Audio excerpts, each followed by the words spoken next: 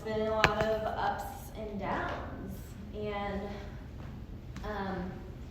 like I just truly believe that I have this disease and that I have a desire to stay clean, you know, and that's really the best way I can put it, is that I have a desire to stay clean today and that I need to do everything I can to keep my seat here, always.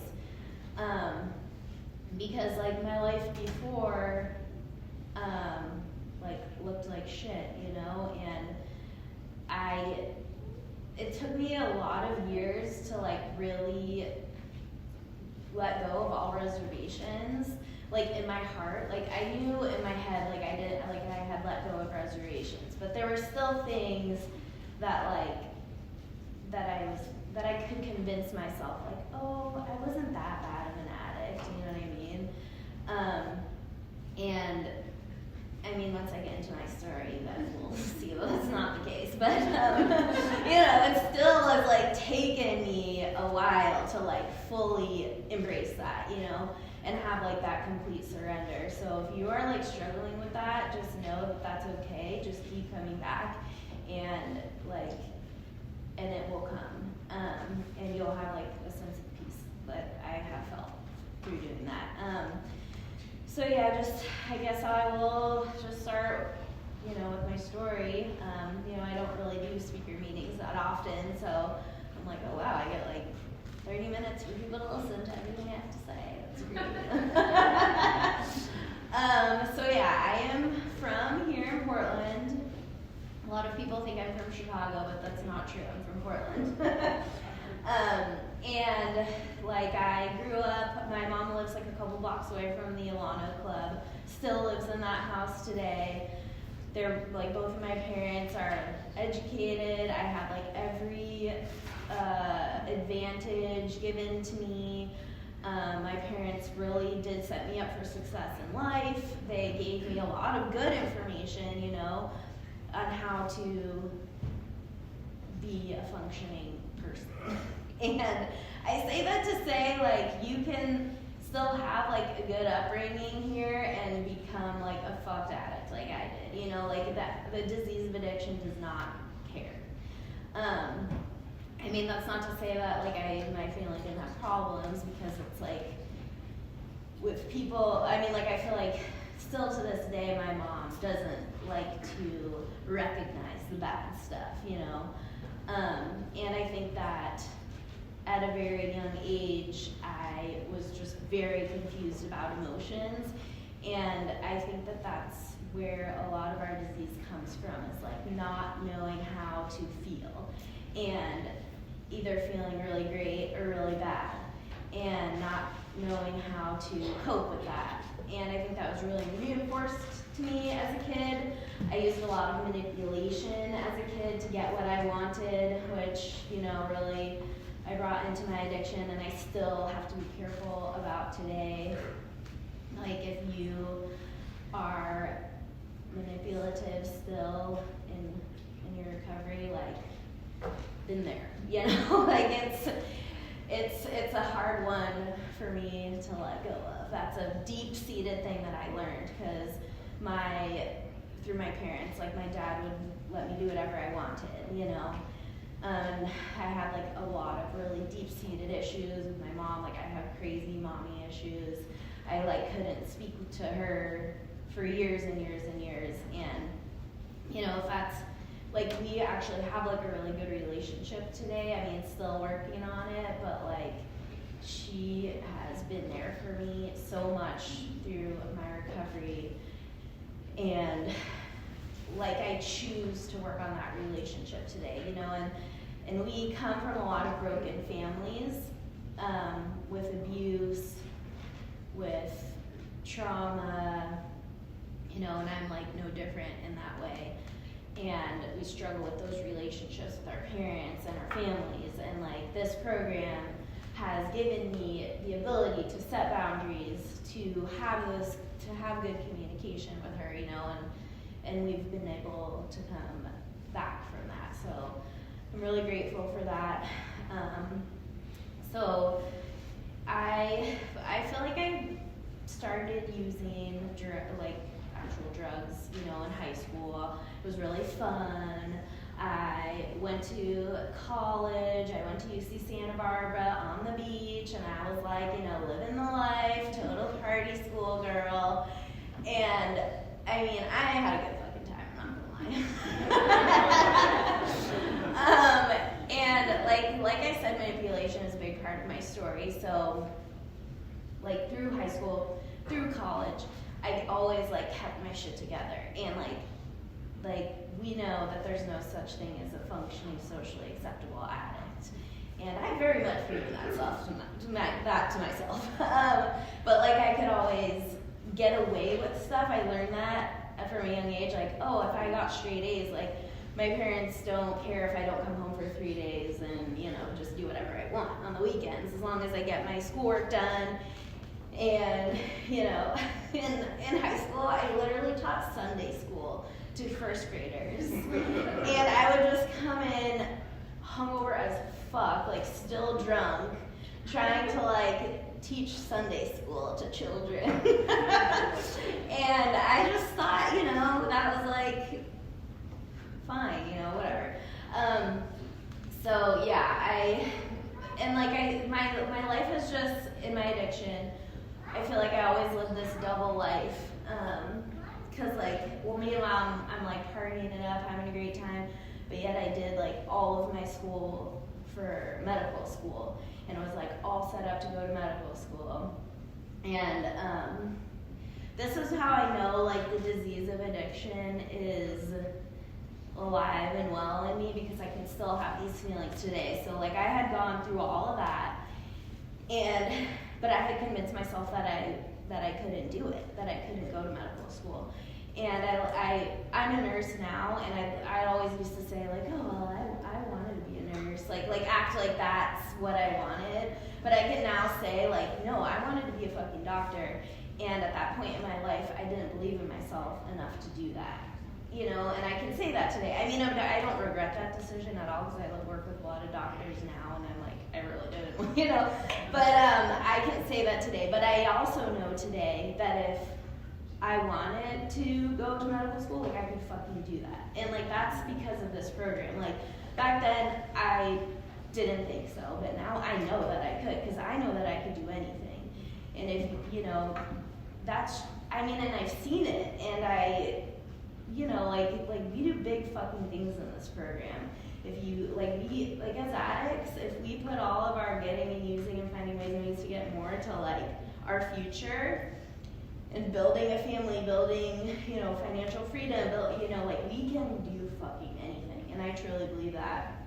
And, you know, I just didn't have that back then. And like that is like a huge part of my disease, is lack of confidence, which I've struggled with that my whole life. And it comes from like low self-esteem, how I was raised, like you always need to perform, you know? And just like, I have really bad anxiety, you know, that can really spin me out as well, you know? And yeah, just like with all of that, it's like really held me back my entire life. So another big part of my story is like getting in really horrible relationships. I think we can all relate to that in our addiction. And I just would always just like choose these people that are like such pieces of shit. Well, okay, I shouldn't say that. I mean, they were just a reflection of how I felt about myself. You know what I mean? Like, I would just accept less. And, you know, because that's how I felt. Like, I felt like I wasn't worth shit. And I would do anything for a man, you know? And so I got together with this guy who, like, thank God, this sounds bad, but like, thank God we got strung out on drugs, because we were doing like this whole operation where, I mean, all of the people that I know that were doing that, they're all like growing weed legally now, but like, it was very illegal back then. And I feel like if we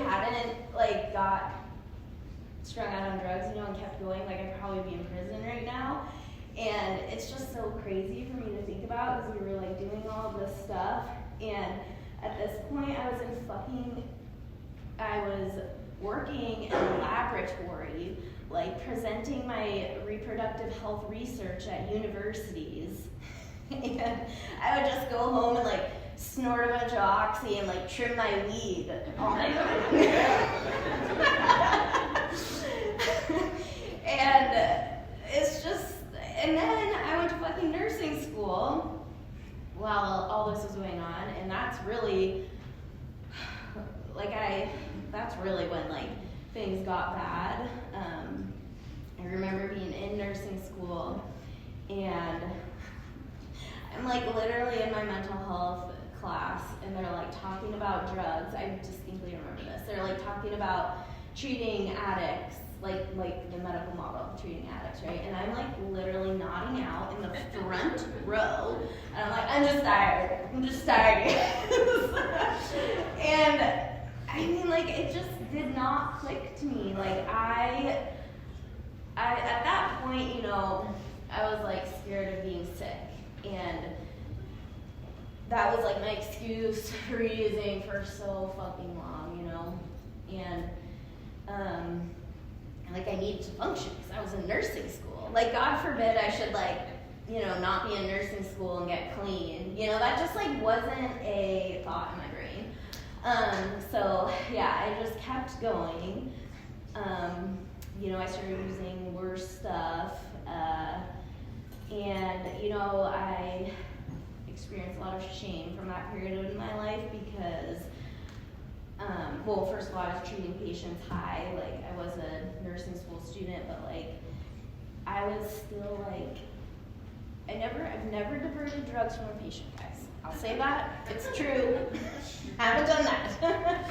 But just the, like, this, I mean, it still does bother me, but like, just the fact that I knew that I was impaired as a nurse, it really like hurts me to my soul. And so, I mean, like how I make amends for that today is just to like show up the best I can for my patients today, you know, and always be the best nurse I can be, you know, and I really do feel that. And it's like part of my amends, you know. But yeah, and then also while this was going on, my dad got really super sick. So like my dad was always my safe place. He has a lot of problems though. He has a lot of mental health issues. I mean, that's a whole other story. But he got really sick, and I just, like, he almost died, and I just like was not able to be there for him. Like, I remember I was like in nursing school. I'm like, oh, I'm so busy, I'm in nursing school, but really I'm like really busy getting high while in nursing school. This is the true story. And my dad was like dying. Like, they made me come in to sign his do not resuscitate order, and I like couldn't stay. Like, he could have died that night, and I just like couldn't stay and be there with him because I couldn't handle it, and also I didn't have enough drugs on me, you know, and like that is just like so not the person I am, you know, to like walk out on my family on their deathbed, like that. I mean, it's just like a level of, anyways, I've really had to work a lot on that. I'm like currently working on my relationship with my dad. Like, that's actually been really hard. I've avoided a lot of stuff with him in my step work, and my sponsor with the surrounding steps has like made me redo a lot of my step work surrounding him because she can just tell that like I'm not there, like I'm not being, like I haven't really done enough work on it, you know, and so like we're supposed to be doing the ACA steps next, to really dive deep into that, which is good because I am much more present for him today, which is another, you know, blessing of this program.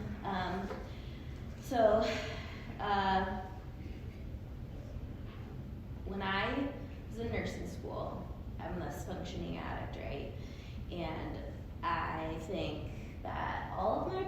exams are due to this man, and he's just the worst, and if I just get away from him, I'll be fine. And then motherfucker breaks up with me.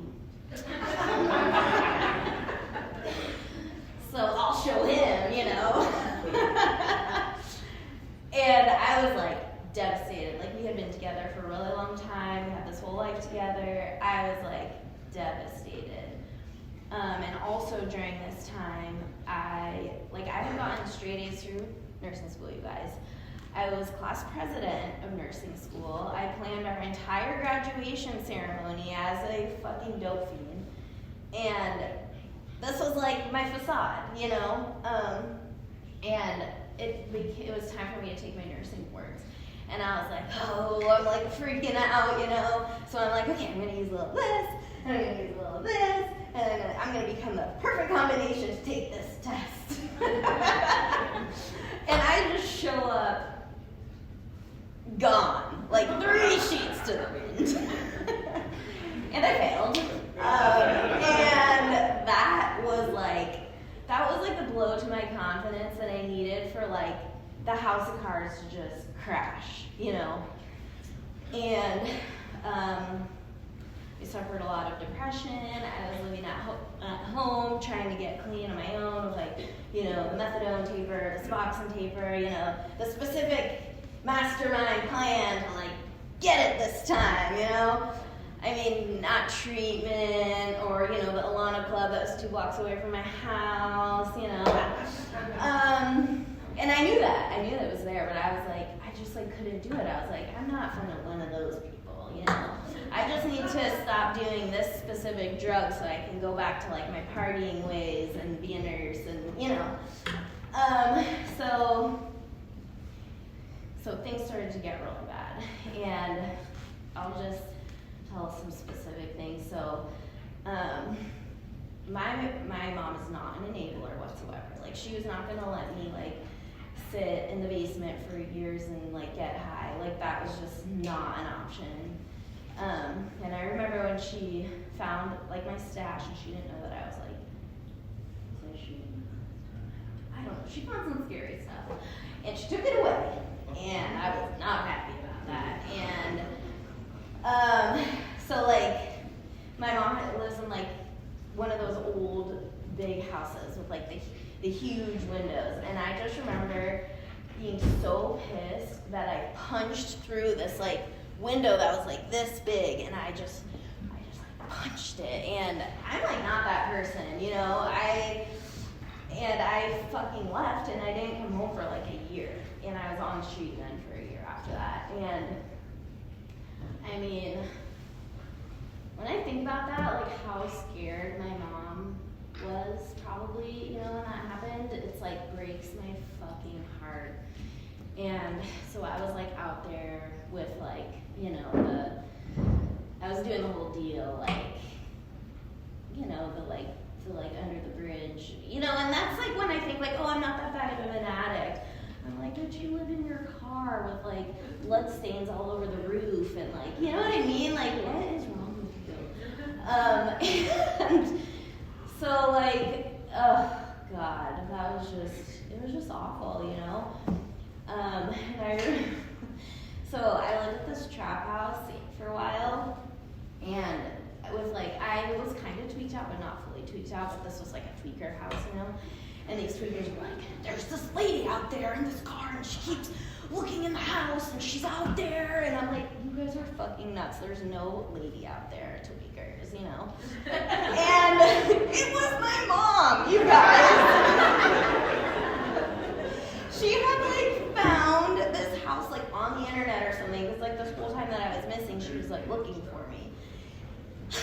So,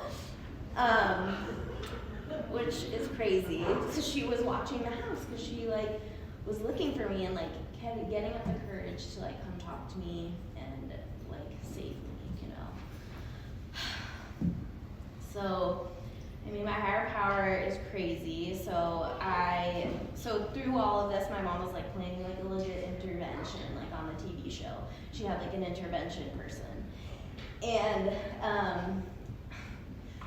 we got kicked out of this trap house somehow. I don't remember what we did, but it was probably pretty bad. And so we left. And the next day, my mom and my dad showed up at that fucking trap house with the intervention people to do my intervention. And I didn't have to suffer through that, so that's cool. But I got out my intervention. But like, it's just like, I don't know why that, you know, because after that happened, like, you know, things just kept getting like worse and worse for me, you know. I started really. Okay. Okay, so basically what happened was I got arrested, and I remember when I got arrested, it was out of Home Depot. I had a real good hustle back then. I just to say it's because it's funny. So I must have not been handcuffed or whatever, but the cop comes to get me for stealing. And I knew I had this meth pipe on me and I was going to jail, and I had it in my hand, and the cop's like walking up to me, and I just go, and I just smash it on the ground. I'm like, I don't know. And they couldn't charge me for it, so genius. So anyways, the day I went to jail, this cop, I was like, at the end of my road, you know, I was being like physically abused at this point. I had like bruises all over me. Like, I think my like ex at the time had like just strangled me and threw me across the fucking room the day before, and it was just a shit show.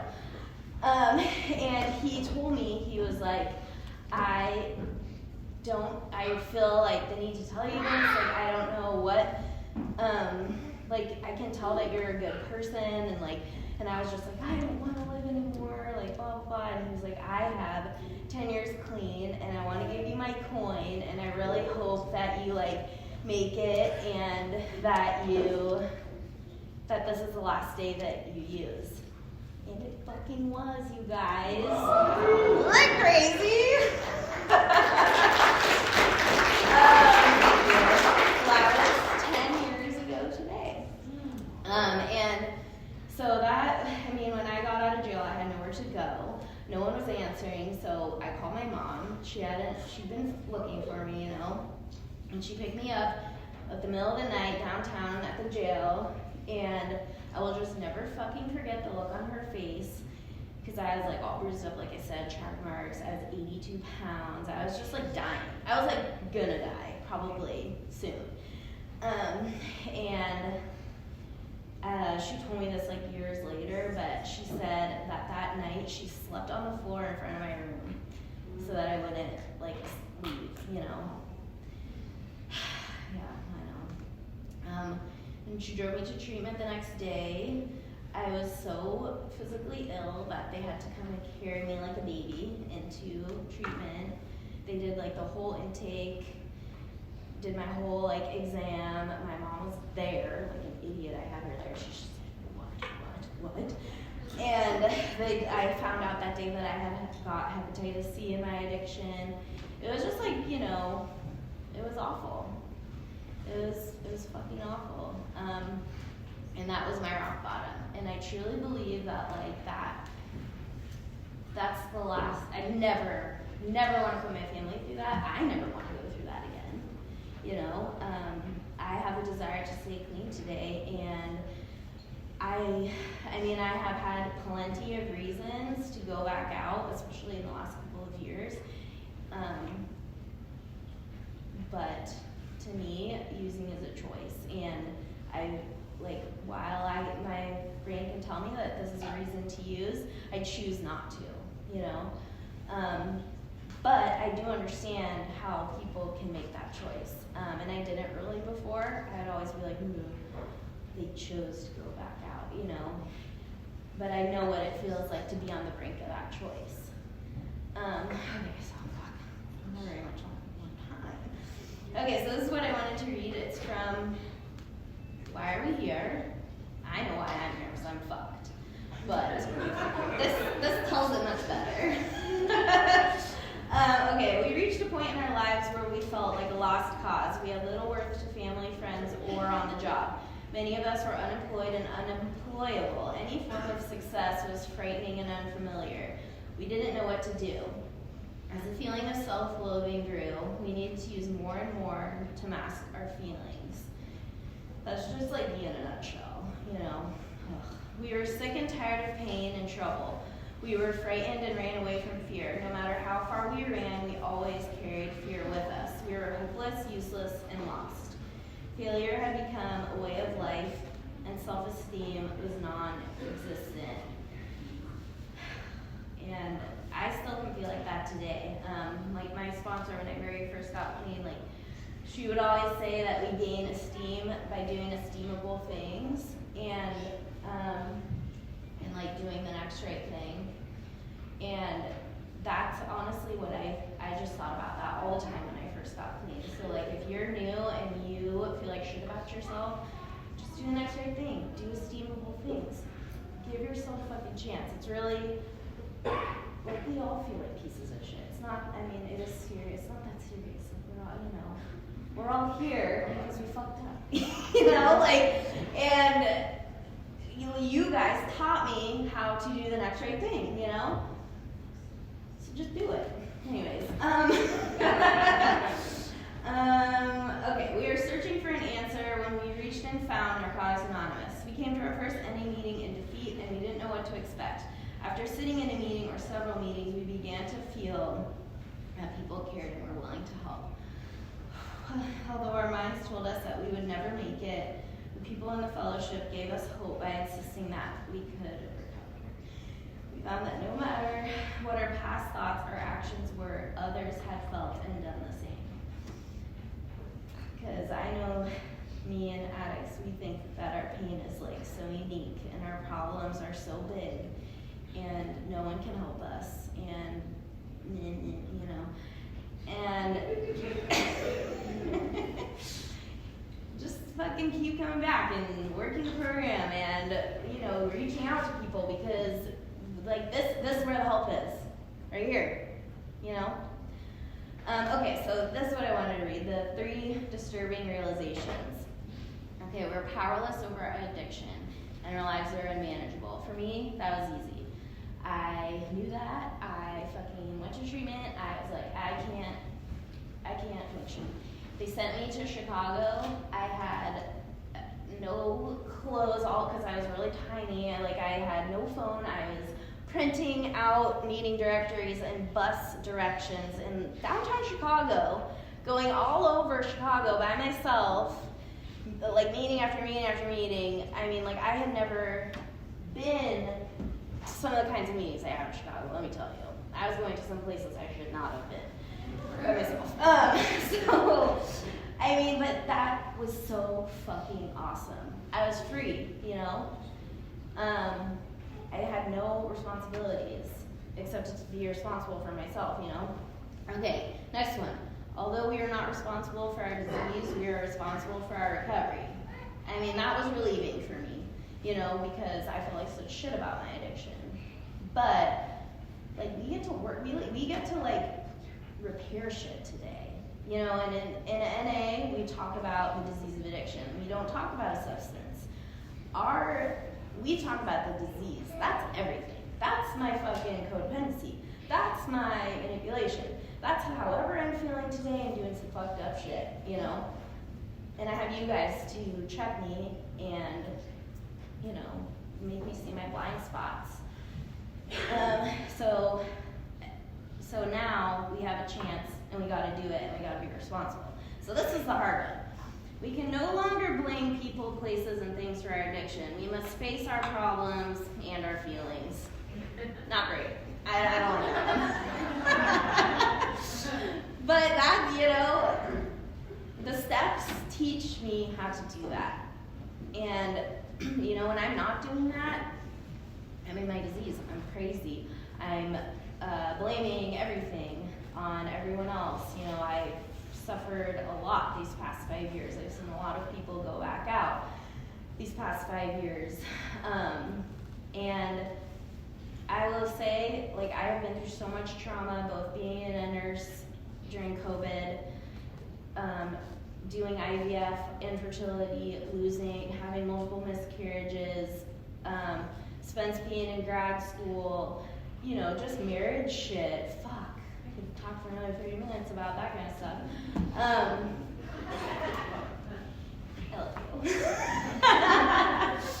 I would promise I wouldn't tell him he 13-stepped me, but that's all another. He did it. He really did it. He did it. I'm not going to tell a story. I don't have time. Anyways,